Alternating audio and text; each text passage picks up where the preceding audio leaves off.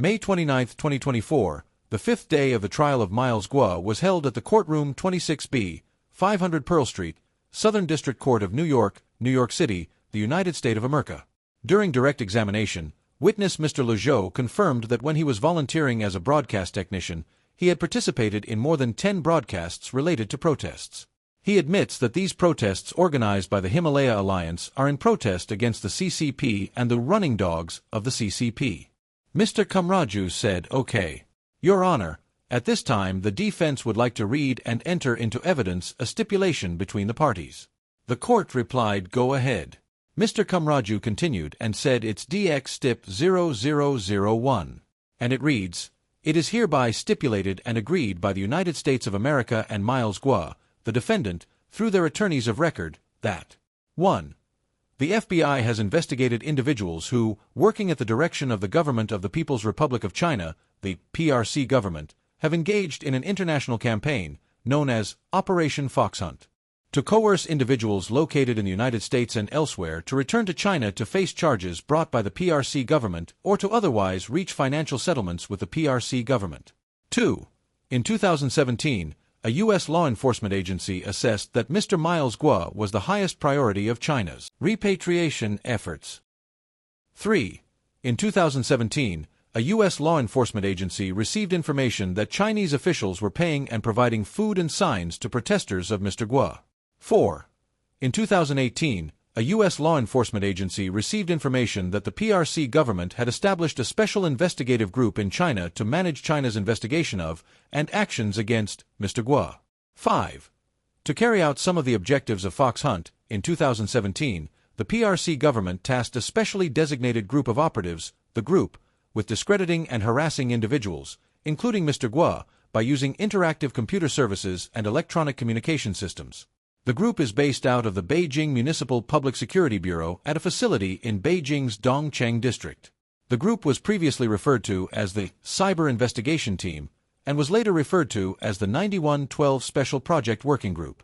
The group's tactics aimed at Mr. Guo included using anonymized social media accounts operated by the group and by pressuring U.S. social media companies to remove Mr. Guo and U.S.-based associates of Mr. Guo from social media platforms.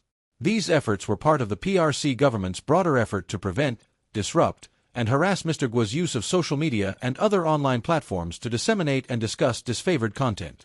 In or about December 2018, officers of the group were directed to post 3 videos or posts daily with YouTube and Facebook accounts, with one of the posts required to be anti-Mr. Guo.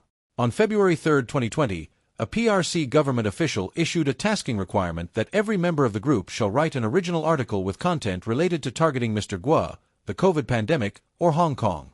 The FBI investigated the group's activities, including its activities aimed at Mr. Guo, and the U.S. government has charged many of the group's members with violations of U.S. law. 6. Since Mr. Guo fled the PRC government has sought his return for prosecution in the PRC and has employed numerous methods to effect Mr. Guo's capture or arrest. In May 2017, the PRC government sent 4 undeclared agents from the PRC's Ministry of State Security, MSS, to the United States to attempt to cause Mr. Guo's coerced repatriation to the PRC as part of the Fox Hunt initiative. The U.S. government disrupted the PRC government's efforts to forcefully repatriate Mr. Guo, and Mr. Guo continued to reside in the United States. 7. Between May 2017 and January 2018, at least 4 individuals, including George Higginbotham, Elliot Broidy, Nikki Lum-Davis, and Prakazrel Michel, never disclosed that they were actually acting on behalf of foreign actors, including the PRC government, to lobby officials in the Trump administration in an effort to cause Mr. Guo's extradition to China. Higginbotham, Broidy, Davis, and Michel were each convicted of violating U.S. law regarding their lobbying efforts. The efforts of these individuals were not successful, and Mr. Guo was never extradited at the request of the PRC government. Instead, and since approximately 2015, Mr. Guo has been able to reside in the United States with his family. 8. On October 23, 2018, a court in Hong Kong entered an order seizing and restraining Mr. Guo's assets in Hong Kong and elsewhere under the court's jurisdiction. It is further stipulated and agreed that this stipulation may be admitted into evidence. And Your Honor, I would offer DX Stip 0001. The court said it is admitted. Defendant's Exhibit Stip 0001 received in evidence.